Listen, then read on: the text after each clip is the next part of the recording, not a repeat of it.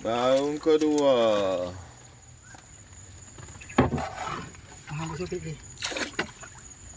Baung kedua ni baung pertama. Tu molek duri tu caca. Upih biar tu bah. Cik lah. Karena kaki abah. 2 ekor baung besar. Ni anak-anak kedidi ni ramai. Okey angkat kaki ni. Angkat kaki ni. Kedidi ramai. Tu dia. Lepas dalam ni apa kalau kerak dah. Tu lu kerak kecil dah.